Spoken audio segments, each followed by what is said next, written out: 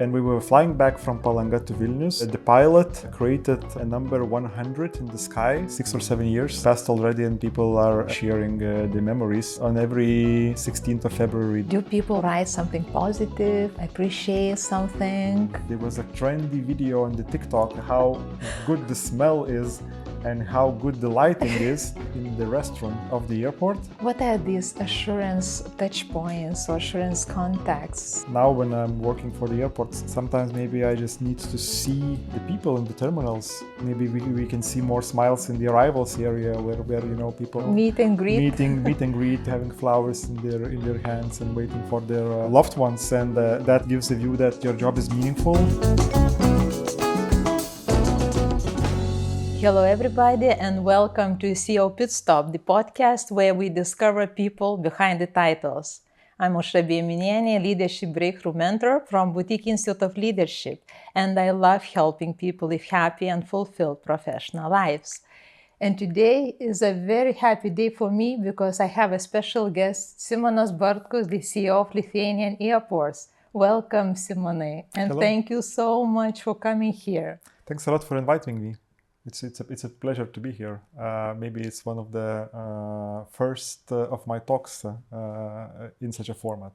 Really? Yes. I thought so many people know you because you are very visible. Well, I think people know me who are in aviation or aviation geeks. Usually I talk very maybe professional and geeky and nerdy things about the airlines, about the airports and things like that. But talking about the leadership or my personal experience, it's still something new for me. So welcome, and let's start with one sentence. Who are you, Simonai? Who I am? It's not an easy question. I believe it's a tricky question, right? I think it depends on the situation who I am. In my career, of course, it's I think all the professional life these days, it's always about the titles. They were created, but I think we all have different sides of life. In our personal life, in my family, and maybe a bit something different. A husband, a son, or so. In my work, I'm the CEO for Lithuanian Airports, working in this position for the last 18 months. I think I'm still new in CEO world. It's the first my CEO position in my career. So still learning by doing a lot. Where it all started, Simonas? What was your first job ever? This is, I think it's American term, white collar jobs.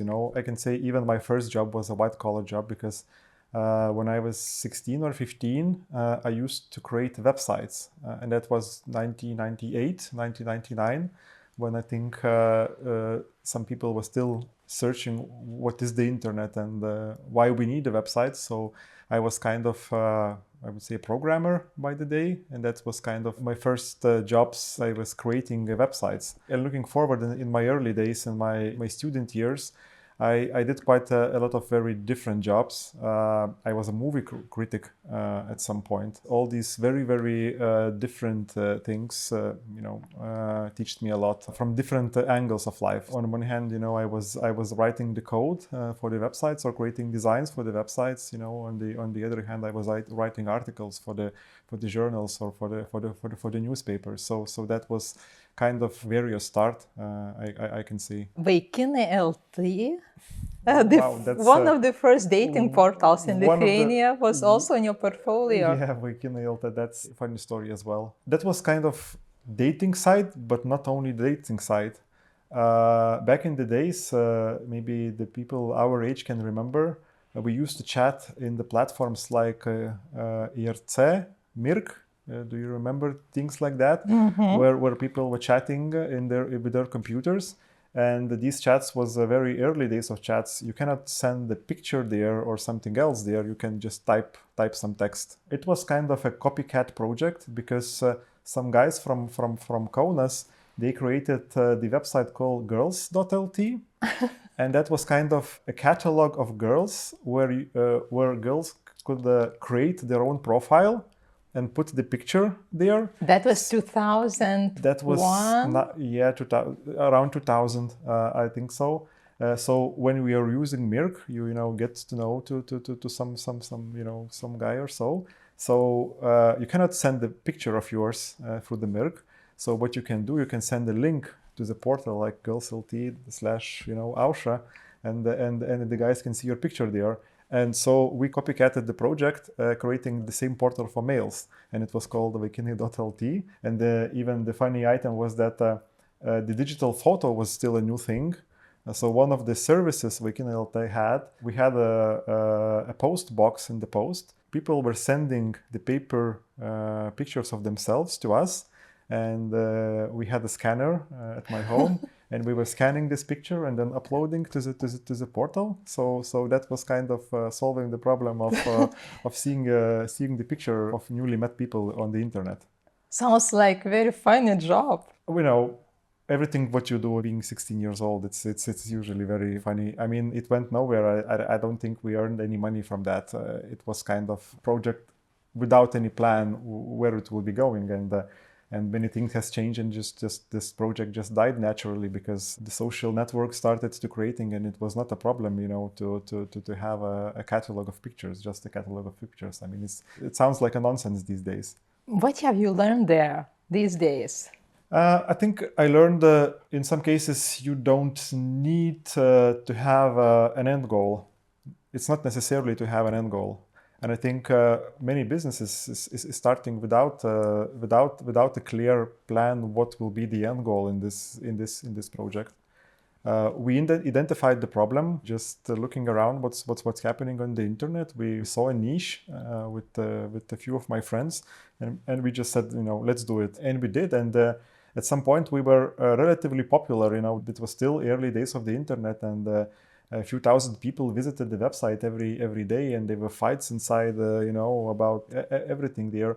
And we haven't had a plan where we will end up with this, but we just did it. And I think everyone who worked on the project learned a lot. But even if we haven't earned any money, it's still a funny thing to do. And it's really interesting that you are telling this now, because just before filming this podcast, we were discussing with our cameraman, Gediminas, that there are actually two career paths. One is like American one. You have the end goal, you are very clear what you want to achieve, and then you persistently work towards the goal. The other one is just enjoying the process without having the goal, but just having fun and building on your strengths. And then you reach the destination that you would never dream about. I'm clearly on the second part. I had many job interviews in my life. You are from HR. I think it's a quite a popular question. You know, how do you imagine yourself in 5 years, 10 years, this kind of stuff. And for me, it's a tricky question because I never think about that. I never, you know, setting the goals for myself, for my personal career for the 5 years or 10 years. And when I look back, I mean, you know, when I was 25, and then I was 30 years old, you know, can I dream about that when I was 25 years or plan it? No, it's still a lot of changes, and still it's not only about the fun in my view, but it's also about the taking opportunities. And you sometimes you don't know what will be the opportunity you will get in 1 year, and not necessarily that's a new job, but maybe, you know, you're working for a company, you don't know how it will develop in a year or 2 years, or what qualities you will need there. And sometimes it's just about taking opportunities. And if you are taking those opportunities, every opportunity is driving to some direction, and sometimes maybe to the left, sometimes to the right. And it's not necessarily that this needs to just go up and up, but still I think moving around to different directions can teach you a lot. What was the biggest opportunity you took yourself? It's difficult maybe to identify what was the biggest throughout my career, but I took a lot of opportunities. And when I look back, and when I reflect to that, you know, after 10 years, it sounds like a crazy, you know, why somebody chose me. I still remember maybe my big jump in my career when I think that was in 2007. So I was 24 years old or so. So, you know, 24 years old with some specialist level experience. And I was brave enough to participate in the selection process of becoming, you know, head of marketing for quite a big retail company. And somehow they selected me, you know, after, you know, a few years. You know, I heard some stories how the selection process was going, and even I heard the story that the final round in the selection process was meeting, you know, the CEO of the company. My manager at the time with the HR director, they brought two guys to the CEO, you know, for the final selection. And it sounds crazy, but even some personal behavior kind of eliminated the second person, even he was more qualified.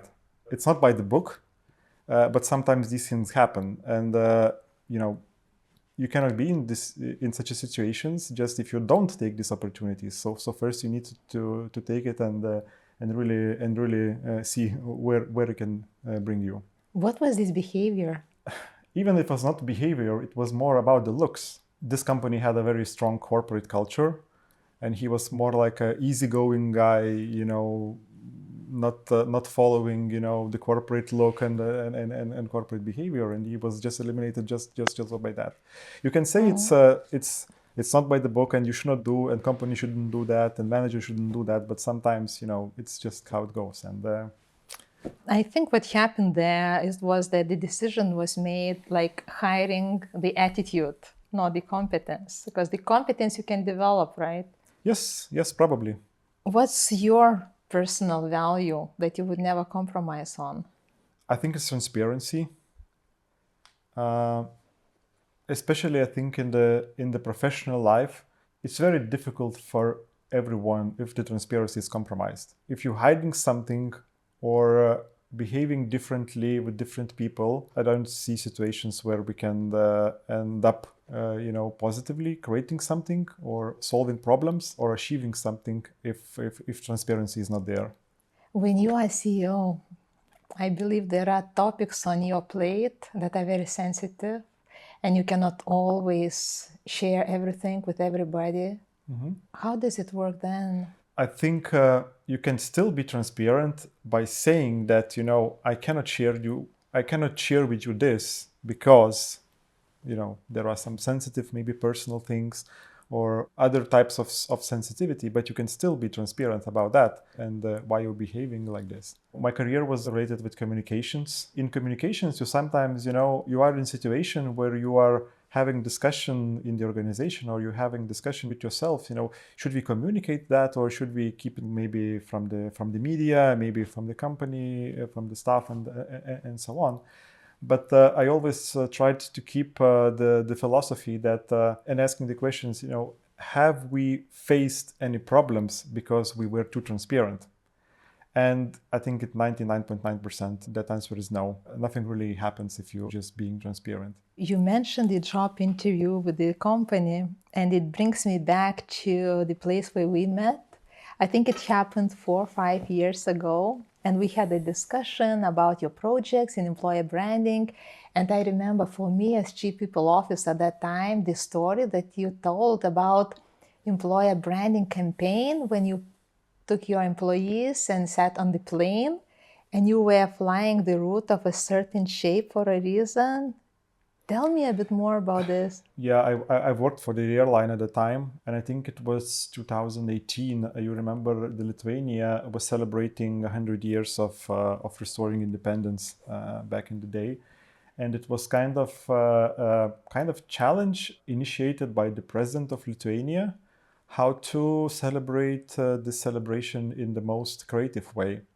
And, we were an airline, and I was, thinking, what can we do with that? How we can, really celebrate this and in the same way, to show to everyone that we are celebrating, and on the other hand, to give our people an opportunity to participate in something what is really, really spectacular.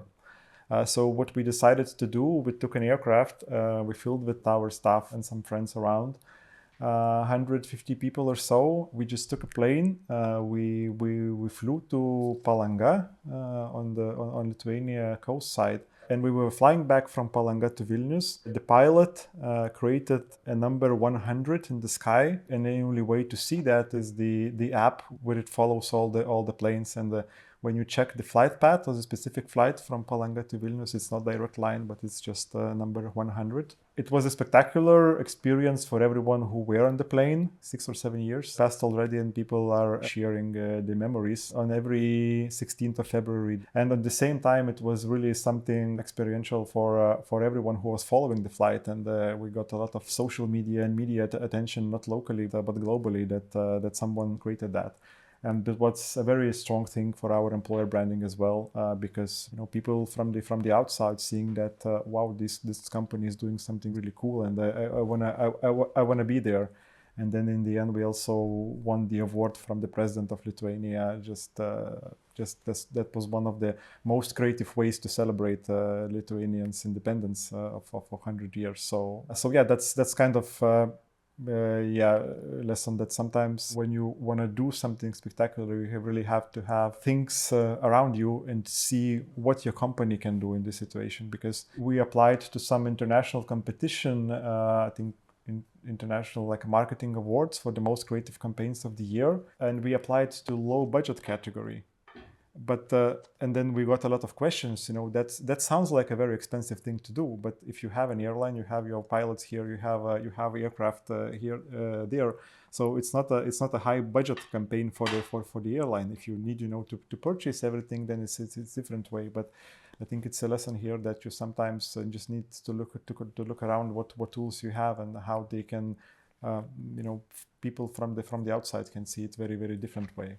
Where did you get inspiration from? All these crazy creative ideas are coming from you. I think the key thing for me, it's observations. I mean, you just have to constantly look around and not with a narrow mind, but just really go around and see what the world is doing. Go around your office, talk with people and how we're thinking. And I think this constant observation, it's usually the source of creativity. For me, it's a very rare thing that I can create something just by dedicating time that, now I will think about that and I will create something. The ideas usually come by observing, by talking with people, by seeing what others are doing. On your LinkedIn profile, you have a record that you are CEO of Lithuanian Airports, hiring talented people in the fantastic sector, aviation. Yeah, aviation is a very fantastic sector. I got into it back in 2009. I worked in this sector for some time, then I left the sector. Now I'm back to this sector, and I can compare with other business areas, but I still think it's something fantastic. I created this line for the LinkedIn, thinking more that people who haven't tried that, I think it's maybe more difficult to see this fantasy. But I remember also when I started my first job in aviation in 2009, so I was 27, something like that. And I met a guy from Ireland. He was like maybe late 60s, and he told me that you are too young to start in aviation because it will be very difficult to go out from this sector. I went out. It was still a very, very interesting experience and really enjoyed even going out. But coming back, it's again maybe a new excitement for me, and I just want to give other people opportunity also to see how fantastic the sector is from the inside. In which ways the aviation is fantastic for you? One of the things, and we touched this already, about the transparency. Business-wise, aviation is a very transparent type of business. Everything is open and visible there. All the competitors, all the airlines, no competitors' costs. They can see what they are doing. And this is not like in some other types of business when there are a lot of trying to hide your know-how or your results. It's very transparent. On the other hand, it's always international. Especially in working in this small country like Lithuania, there is nothing local in aviation. Everything is completely international. And I think third pillar for me is that still people who are using airline services, who are getting to the airports, in a way they are really excited. You always, your customers are, in most of the cases, they are excited, being your customer. Because even, sometimes we see this, memes on the internet. Remember, how fancy flying an airplane was in 1960s, where you're getting, free champagne, fancy food, and now you have to sit on the Ryanair plane where there is no legroom and so on. But still, people sitting on the airplanes, they, going somewhere exciting, even if it's an exciting destination for the vacation, or the main reason why people are traveling, they want to meet their friends and relatives, the family members where they're possibly, living 5,000 kilometers from you, and you are excited that you will be able to see them. So maybe with some exceptions when flights are delayed and you have to wait for long hours. Yes, but that's, I think, you have a tricky situations in any business you are. We worked, in logistics business, and you get, trucks driving off the roads, and then people get hurt, or important deliveries being delayed. So I think every area has these types of things. I think what's also very specific with aviation, that a lot of people really have an opinion on that, how to manage this industry in a better way. Like on HR, so everybody have the opinion how HR should work. Yeah, it's like a basketball coaching, the basketball coaches, everybody watching basketball. Especially here in Lithuania. Yeah. So every traveler also have an opinion, how to run the airline better, how to run the airport better, and so on. So people sometimes ask, that's quite a lot of pressure being in this industry or running an airport, which is also a very visible thing. But I also take this pressure more like a privilege for me. Then there are not so many areas when you can have a privilege that somebody is putting pressure on you. Because if somebody is putting pressure on you, meaning that it's important for them and they have a relation with that, they have some feelings with that.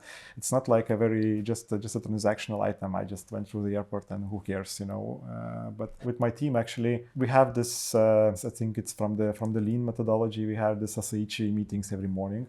And the first things we do every morning in the top management team, we are reading complaints from the passengers from yesterday loudly. How many of them you get? It's not high number. I would say average is maybe one per day.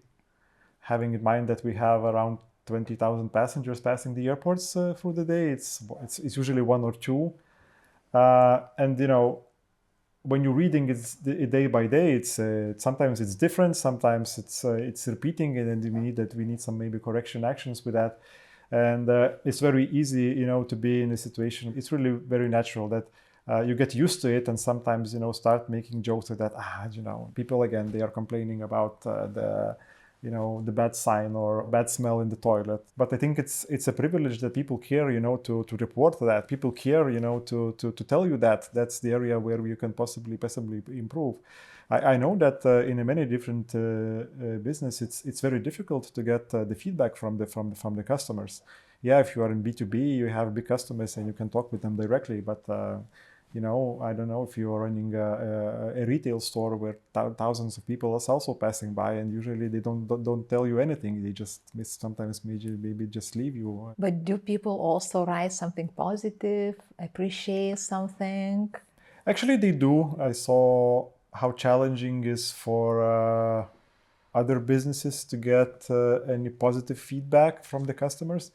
I haven't actually calculated the ratio about the positive versus negative feedback. Still, I think, it will be more on the negative side, but we do get quite a lot of positive feedback as well. Usually it's when people are getting something which is unexpected for them, but working in a very international environment, these unexpected things are really something different from different cultures, from different people. Just before the Christmas, it was not directly the feedback, not directly to us, but somebody shared with us that there was a kind of a trendy video on the TikTok, and it had, when I checked, it had like 1 million views or something. There was a traveler from United States who just created a video filming herself in the restroom of the airport, and she was describing very poetically using the words how good the smell is and how good the lighting is. And it was kind of end of the story that, American mind cannot comprehend this, and you will never find this kind of restroom in the public restroom in the United States. Which airport that was? That was in Vilnius airport. And for us, it's not something because, in Lithuania, we have a very high standards on the hygiene. Nothing special. It's nothing special, and we know that our restrooms are not something special, and we know it's a challenge to keep them tidy and clean and with good smells and so on. And from time to time we get the complaints, and we fail there. It's an area where you can fail, but people can come from different parts of the world, and they are just not used to this type of quality, which is maybe not high quality for us. This episode carries a little extra calm. Thanks to Vytautas Mineral Spa in Birštonas, Lithuania, a place to recharge, reconnect, and find the balance, something every leader needs. In your blog, I saw a picture with hashtag Aviacinis rock'n'rollas, Aviation rock and roll, and there was an invitation for your readers to suggest the title for your new book.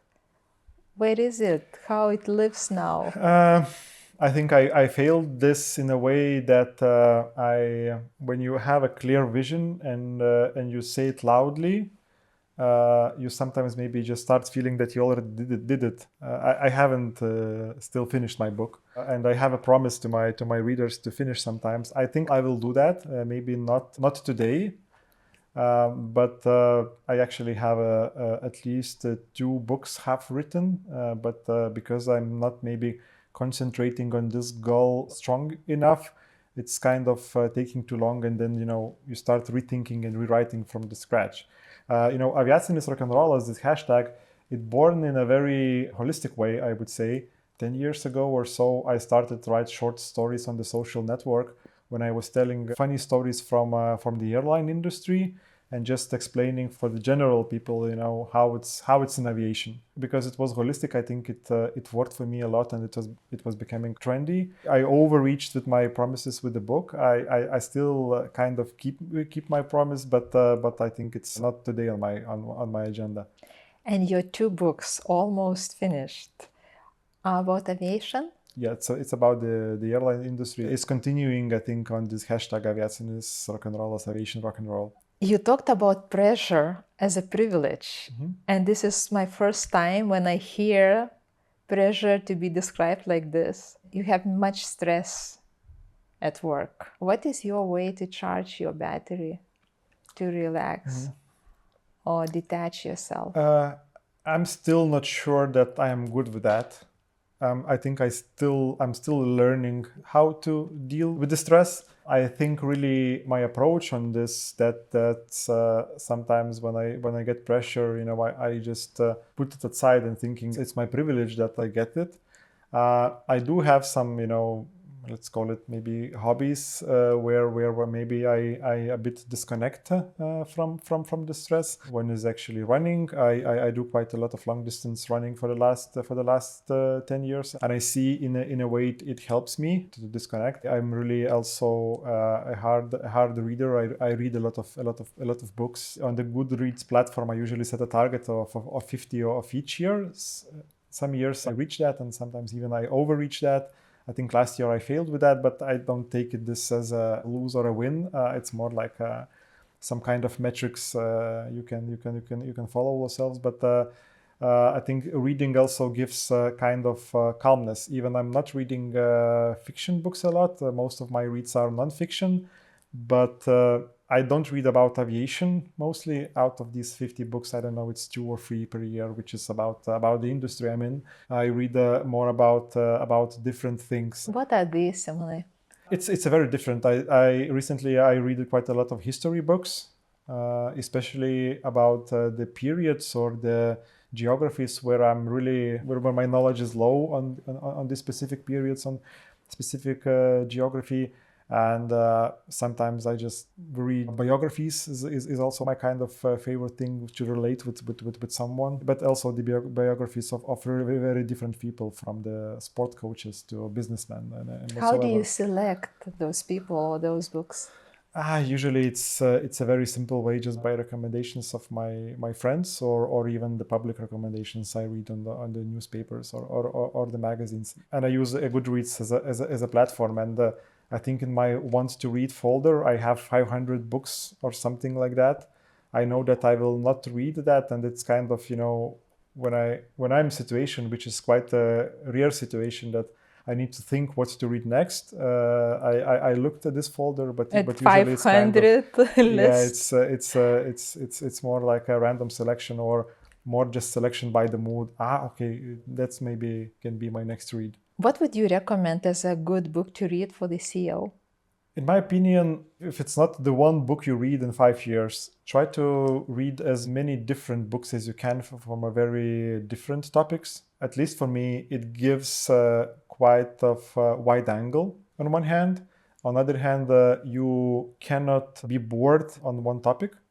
I'm in aviation business now. I don't know where I will be in 10 years or so, but it's very motivating, at least for me, when you read about something very, very different and you can recognize things. It's the same. I mean, even if it's a small thing, but it gives kind of confidence then that there are no, we have this I think Lithuanian proverb that the grass is always greener from somewhere.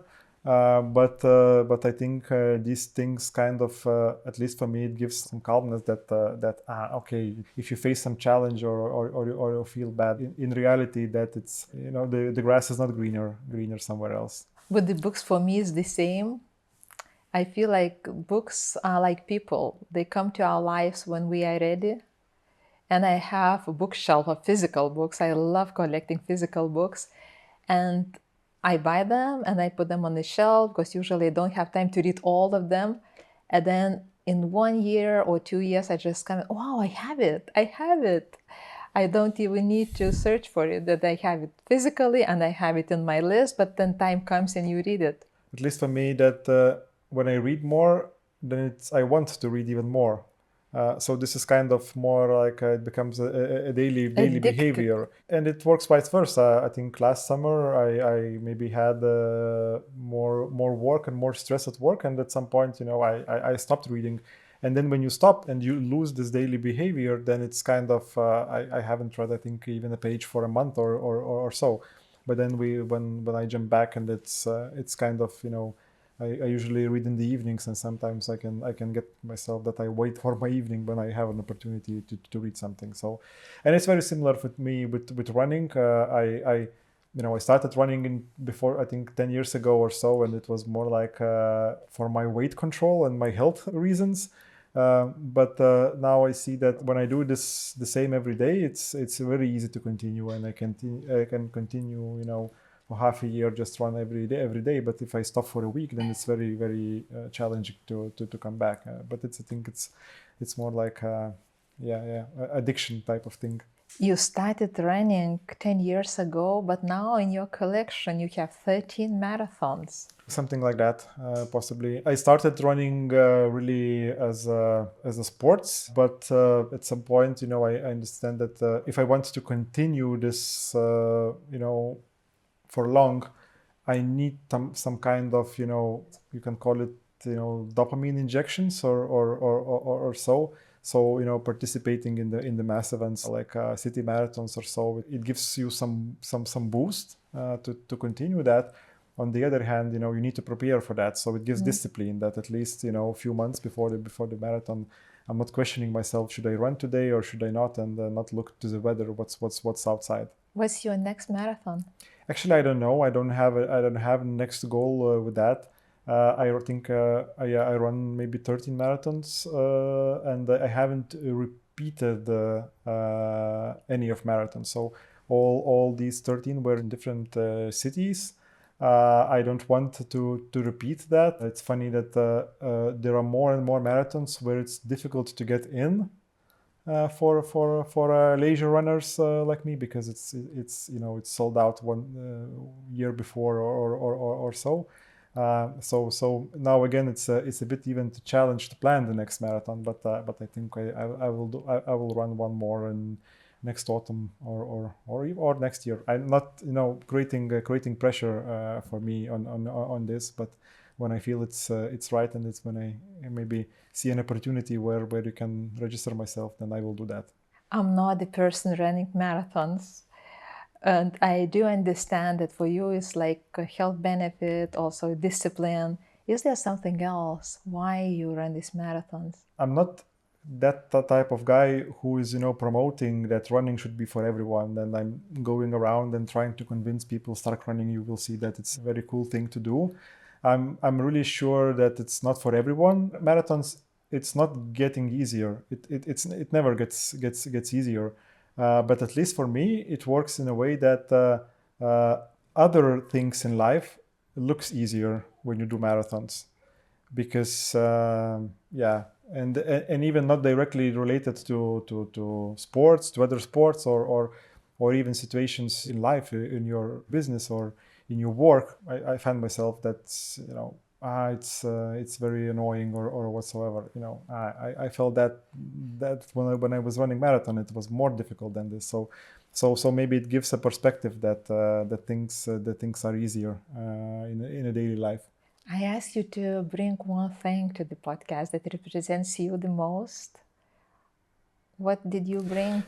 I have something here. It's a very maybe symbolic. Maybe some people will not recognize what it is. It's actually a symbolic air traffic control tower. That's not directly related with my job now. We as an airport, we are not running air traffic control, but people usually are sitting in these towers and observing, how and managing on top of tower and managing, how aircraft should land and should approach the airports. Why I brought it here? It describes me as a person in a way that I really like to observe things. And some friends around me, they see myself that sometimes I just open the flight radar app and then seeing where the aircraft are going. Friends are asking me, what are you doing with that? Is something wrong or so? And this is kind of thing that usually it's not something wrong. It's not that it's directly related to my job that I need to do that, but this is kind of thing that I just want to make sure that everything is fine there. Just feeling that that's everything in control and everything is clear there. And other thing, I think what also describes me that people who are working in air control, when you are not air traffic controller and you look to flight radar and you see all the planes around the world and it looks like a chaos. It's very difficult to get how they are not colliding, how it's not. But when you are in this, it's very well structured, very clear angles, very clear paths, and I think it describes me in a way that that's my life. That I'm just really trying to make sense out of this all the chaos happening around me. I'm listening to you now, and I wrote a note. You live your work. You live your work. Yeah, I think so. I think so. It's good or bad? I've seen many examples when CEO cares genuinely, then people see it and feel it. And you don't need some extra ways to inspire or motivate the others. You just lead by example and you show your way, your attitude, your behaviors, your values, and it resonates with people. And then somehow this energy in the organization is created naturally. Yes, I think you are completely right with this. But again, I think it's nothing right or wrong being heavily connected or have some distance, even if you are a CEO. What you just said, I think it's right, and it describes me in many situations. But on the other hand, for me, it's a challenge really to disconnect. We think we talked a bit when you are in such a mood. It's very challenging task, to really disconnect and to look from the outside. A challenge for me is to be not too heavy on my team with this, because when you are connected a lot, you sometimes just expect that everyone will be connected in the same way. But I learned throughout my life that it's not the case. People are different, and it's not good or bad. It's just bad. Sometimes people even I don't know what's your view on the engagement surveys for the companies, but sometimes people can deliver even being completely unengaged for the specific area. It's maybe rare cases. It's not for everyone. Engagement in general, it's a good thing, but it's not a must thing in my view. And I work with that a lot, really, not to put too much pressure that everyone should be as passionate as I am maybe about this industry, and trying really to just align people on their goals. Engagement survey, I think once saved my career because I'm very similar like you. If I'm doing something I really love what I do and I'm passionate, and it's very difficult for me to, separate where I live, where I work. But not all people are like this. And we did this engagement survey for the first time in this company for the first year. And then my results were different from the others because for my team, for HR organization, it was like extreme. Many people were extremely excited and many people were extremely disappointed. Almost there was nobody in between, meaning that some of them still were like running and with eyes burning. Some of them were already on the edge of burnout, most probably. And for me, it was wake-up call. Wake up, you have to do something differently. People are different. They cannot run with you at the same pace. My view is really the same on that. And it's not white and black. And it's, I think, in any team you will find members which are in different spectrum. I think alignment is important if you want to drive the company towards the goals. It's very critical to have the alignment, but understanding that people can be engaged in a different way. I think it's normal, and there's nothing bad about that, right? Yes, some organizations and some CEOs, sets the start as a target, to drive engagement up. And I also think that it's not necessarily a case for every organization and for maturity level of the organization. If you are doing some kind of big change, naturally the engagement will go down, and you have just to admit that some people will be left behind, which is not maybe a bad thing if you want to drive the big change for the organization, this change in the strategy or whatever the change is. So yeah. What is your biggest fear, Simone? I still have a strong fear of losing control, and not because I'm kind of control freak. I don't want to control anyone in a way, but time to time I get myself that my fear is just kind of look for the arguments for my confidence that everything is going all right. And I really sometimes feel a struggle with that I need to look for some confirmation points that things that the assurance. I had a talk with my colleague some time ago, and he was asking how stressed I am with the different situations and so on. And when are the days when I'm the most stressed is and it's actually, I sometimes feel that I'm more stressed during the weekends than the work days, because sometimes everything goes smooth, and I know that my team is good and our operations are going right, But when there's maybe a long weekend of 3 days, and then on the free I can feel, is it really all right? I mean, I know it's all right. Silence. It's but it's too long silence, and maybe something is happening. And I come to the office in the morning, and I just get assurance that everything went right, and we are on the right track. And I become more calm during the weekdays than the weekends.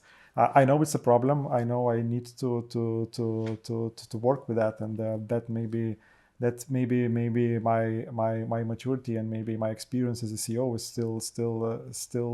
still low, and I still need to learn things with that, because it's not creating any the stress is some of the stress is helpful, but I think the stress is not creating any value, not for the organization, not for me. What are these assurance touch points or assurance contacts? Again, I would say that there are quite a lot of things. I mean, from the project status reports, I can hear from my team that we're going in the right direction. But sometimes even these assurance points is now when I'm working for the airports, sometimes maybe I just need to see the people in the terminals and see that they're traveling, and most of them are happy and smiling. Maybe maybe we can see more smiles in the arrivals area where people are meet and greet, meet and greet, and having flowers in their hands and waiting for their loved ones, and that gives a view that that your job is meaningful, at the same time that they met each other. So that meant it went smooth in a way. Maybe the flights were delayed, maybe something was here, but the end goal is here, and the person got to the destination. So I think these assurances can be really different, and I think it's helpful for me that I have also a privilege to walk in the area where I can see that, and it's an easy item, to find these points of meaningfulness. But maybe in other industries, it's more really more challenging to really see and find these assurances. Who are people in your life who are kind of safe harbor for you? Of course, my family, my wife. I really calm down when I get home. That's for sure. I'm not very. I have to admit that I'm not very open person in a way that it's easy for me to go and search for help. Usually, when I'm in these situations, I more rely on myself or more inside thinking. I think I need to work with that. I need to develop that more. I understand that in some cases I need to look for these points really intentionally, and it's not natural for myself. Is it very lonely at the top? I think yes, it is. It is lonely in a way that. I think in the big organizations, the higher you are, it's becoming easier to get lost and even get a delusion, because it's very strange phenomenon. Even when you are getting more in the top in the hierarchy, it's getting more and more difficult to see a real picture. And when I was maybe in a different positions, that was an easier for me, and then maybe I haven't really realized how it's challenging, and how many energy you need to spend really to get real information and to get real understanding what's happening around. For whom and for what you are grateful? Well, I can mention a lot of people here.